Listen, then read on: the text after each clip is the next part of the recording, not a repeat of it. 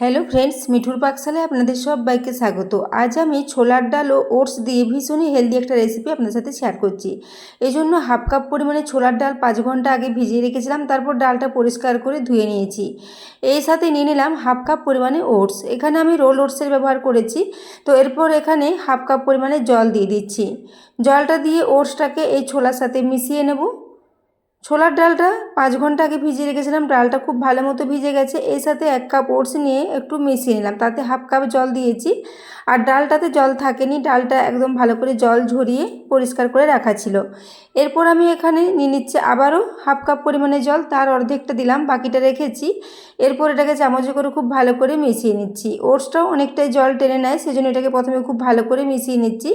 এরপর এটাকে যেহেতু আমি একটু মিক্সিতে দিয়ে গ্রাইন্ড করে নেবো, সেজন্য এটাকে একটু জল দিয়ে খুব ভালো করে ভিজিয়ে প্রায় 3-4 মিনিটের জন্য রেখে দিচ্ছি, ওটসটাও যাতে খুব ভালো মতো ভিজে যায়। তো দেখুন 4 মিনিট পর ঢাকাটা খুলে নিলাম। এখন দেখুন ওটসটা জলটা টেনে নিয়ে অনেকটাই এটা ঘন হয়ে গেছে। এরপর একটা মিক্সির জার নিয়ে পুরো মিশ্রণটাকে মিক্সিতে দিয়ে একটু খুব ভালো করে পেস্ট করে নেব। তো দেখুন এটা খুব ভালো করে মিশিয়ে নিয়েছি। এরপর এটাকে মিক্সার গ্রাইন্ডারের মধ্যে নিয়ে নিচ্ছি। তো বন্ধুরা, আজকের রেসিপিটা ভীষণই হেলদি, একদম নামমাত্র তেলে এটা রেডি হয়ে যাবে। তো রেসিপিটা আপনাদের যদি ভালো লেগে থাকে তাহলে অবশ্যই একটু বন্ধুদের সাথে শেয়ার করে দেবেন, এবং রেসিপি ভালো লাগলে একটা লাইক করতে ভুলবেন না। তো দেখুন ওটস ও ছোলার ডালটা পুরোই এখানে নিয়ে নিলাম। এরপর এই বাটিটা ধুয়ে 2 চামচ মতো জল এখানে দিয়ে দেবো।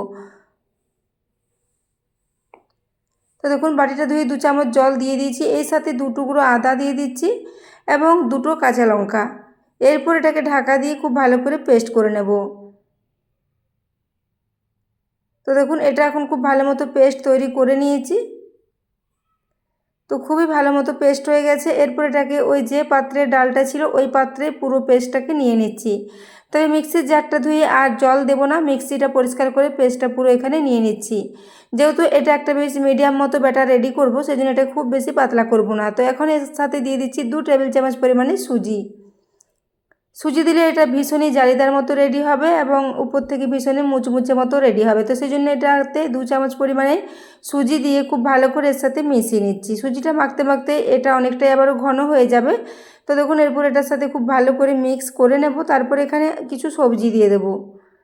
তো ব্যাটারটা বুঝতে পারছেন কীরকম কনসিস্টেন্সির হয়েছে, এরকম মিডিয়াম মতো ব্যাটার রেডি করতে হবে। তারপর এখানে দেখুন একটা গাজরের অর্ধেকটা গাজর ছোটো টুকরো করে কেটে নিয়েছি এবং একটা ক্যাপসিকামের অর্ধেকটা ক্যাপসিকাম ছোটো টুকরো করে কেটে নিয়েছি। ওই সাথে দিয়ে দিচ্ছি স্বাদ মতো লবণ এবং ওই সাথে 1 চা চামচ পরিমাণে গোটা জিরে দিয়ে দিয়েছি। এরপর এখানে হাফ টিস্পুন পরিমাণে দিয়ে দিলাম ধনে গুঁড়ো, ওই সাথে 1/4 টিস্পুন পরিমাণে একটু হলুদের গুঁড়ো। এরপর এখানে প্রায় 2 চা চামচ পরিমাণে কসুরি মেথি দিয়ে দিচ্ছি। তবে কসুরি মেথি না থাকলে এখানে আপনারা কুচনো ধনে পাতা দিতে পারেন। তো দেখুন এরপর সব কিছু দিয়ে খুব ভালো করে এর সাথে মিশিয়ে নেব।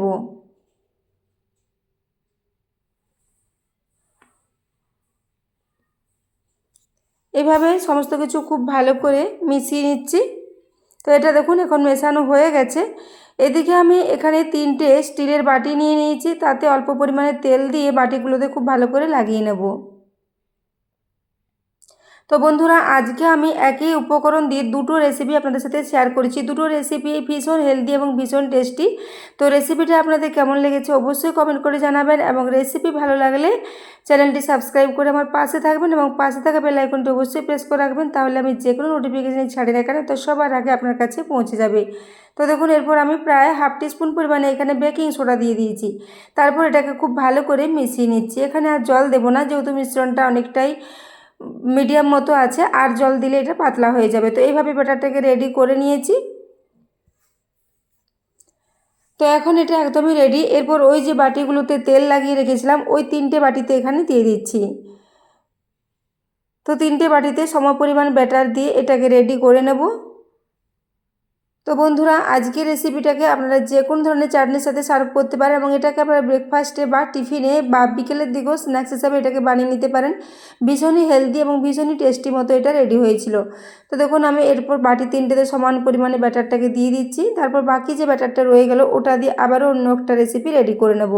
তো দেখুন বাটিটাকে একটু ট্যাপ ট্যাপ করে নিচ্ছি যাতে ভেতরটা কোনো ফাঁকা অংশ না থেকে যায়। তো বাটিগুলো রেডি করে নেওয়ার পরে দিয়ে একটা গ্যাসে কড়াই বসিয়ে দিয়েছি, তাতে আমি হাফ কাপ পরিমাণে জল গরম হওয়ার জন্য রেখে দিয়েছিলাম। জলটা খুব ভালো মতো গরম হয়ে গেছে। এরপরে বাটিগুলো এখানে দিয়ে দিলাম। এরপর এটাকে ঢাকা দিয়ে রেখে দেবো প্রায় 10 মিনিটের জন্য, যাতে এটা খুব ভালো মতো স্টিম হয়ে যায়। এবং একটা পাতিলেবু দিয়ে দিয়েছি, যাতে এটা দিলে আর কড়াটাতে দাগ হবে না। তাছাড়া এটা অনেকক্ষণ ফোটালে কড়াতে অনেক সময় জলের দাগ হয়ে যায়। তো দেখুন এরপর এটাকে 10 মিনিট পর ঢাকাটা খুলে নিয়েছি। এটা দেখুন খুব ভালো মতো স্টিম হয়ে গেছে। তো এইভাবে এটাকে রেডি করে নিয়েছি। এরপর এটাকে গ্যাস থেকে নামিয়ে ঠান্ডা করে নিচ্ছি। তো এটা দেখতেই পাচ্ছেন উপরটা খুবই ফোলা ফোলা মতো হয়েছে এবং ভেতরটা খুব সুন্দর মতো স্টিম হয়ে গেছে। এরপর ওটাকে ঠান্ডা হওয়ার জন্য রেখে দিলাম। ততক্ষণে আবারও একটা রেসিপি রেডি করে নিয়েছি। তো সেজন্য গ্যাসে একটা তাওয়া বসিয়ে দিয়েছি। এরপর এখানে 2 চামচ পরিমাণে তেল নিয়ে নিয়েছি। এরপর তাওয়ার মধ্যে তেলটা খুব ভালো করে ছড়িয়ে নিয়েছি। এরপরে যে ব্যাটারটা রয়ে গেছে ওই ব্যাটারটা থেকে এখানে এগুলো গোল গোল করে দিয়ে দিচ্ছি। তো আমি আরেকটা এখানে প্যানকেকের রেসিপি আপনাদের সাথে শেয়ার করেছি। এই প্যানকেকগুলো খেতে ভীষণই টেস্টি হয়, যেহেতু এগুলো একটু তেল দিয়ে ফ্রাই করা হচ্ছে। ফ্রাই করার জন্য ছোলার ডালের টেস্টটা খুবই সুন্দর আসবে। তো দেখুন উপর থেকে আমি এরপর একটু দিয়ে দিলাম সাদা তিল। তিল দিলে এটা খেতেও ভালো লাগবে এবং দেখতেও ভালো লাগবে। তো ঢাকা দিয়ে এরপর আমি প্রায় 2 মিনিটের জন্য লো ফ্লেমে রেখে দিয়েছিলাম। তারপর ঢাকাটা খুলে নিয়ে উপর থেকে আবার একটু তেল ছড়িয়ে দিয়ে এগুলোকে উল্টে নিচ্ছি। তো তখন নিচের দিকটা খুব সুন্দর কালার চলে এসেছে। এইভাবে এগুলোকে একটু উল্টে পাল্টে লালচে করে ভেজে নেব, তারপর এগুলোকে তুলে নেব। তো আবারও ঢাকা দিয়ে প্রায় 1 মিনিটের জন্য রেখে দিয়েছিলাম। 1 মিনিট পর ঢাকাটা খুলে নিয়েছি। এরপর এগুলোকে আবারও উল্টে নিচ্ছি।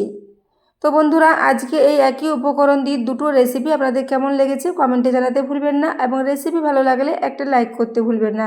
তো দেখুন এরপর এগুলোকে একটা প্লেটে তুলে নিচ্ছি।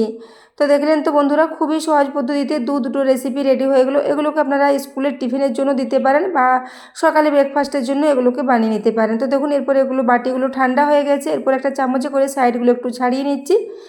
এইভাবে সাইডগুলো একটু ছাড়িয়ে নিলে খুব সহজে বাটি থেকে এগুলো উঠে আসবে, যেহেতু এগুলোতে তেল মাখানো আছে। তো দেখুন এরপর হাতে করে চাপ দিলে খুব সহজে এগুলো হাতে চলে আসবে। তো দেখতে পাচ্ছেন এগুলো খুব ভালো মতো স্টিম হয়েছে এবং ভীষণই স্পঞ্জি ও জালিদার মতো রেডি হয়েছে। তো এইভাবে প্রত্যেকটা বাটিকে আমি একটু চামচে করে সাইডগুলো এইভাবে ছাড়িয়ে নেব, তারপর তুলে নেব। তো বন্ধুরা আজকের রেসিপিটা আপনারা অবশ্যই বাড়িতে ট্রাই করবেন, এবং ট্রাই করলে রেসিপি আপনাদের কেমন লেগেছে জানাতে ভুলবেন না। তো দেখুন এরপর এটাকে আমি এইভাবে তুলে নিলাম। এইভাবে প্রত্যেকটাই খুব ভালো মতো উঠে আসবে, একদমই বাটি থেকে লেগে যাবে না। তো দেখুন খুব সহজ পদ্ধতিতে এই রেসিপিটা রেডি করেছি, এবং এটা ভীষণই হেলদি, খুবই নামমাত্র তেলে এগুলো রেডি হয়ে যায়। তো এরপর ওই যে প্যানকেকগুলো রেডি করে রেখেছিলাম সেগুলো একই থালাতে নিয়ে নিচ্ছি, তারপর এগুলোকে সাজিয়ে নিচ্ছি। তো বন্ধুরা এগুলোকে আপনারা বাদামের চাটনি, নারকেলের চাটনি বা টমেটো সসের সাথেও সার্ভ করতে পারেন, খেতে দুর্দান্ত লাগবে। তো বন্ধুরা আজকের রেসিপিটা আপনাদের কেমন লেগেছে অবশ্যই কমেন্টে জানাবেন। তো এরপর এখন দেখুন একটা আপনাদের কেটে দেখিয়ে দিচ্ছি। ভীষণই ফোলা ফোলা, ভীষণই জালিদার মতো রেডি হয়েছে।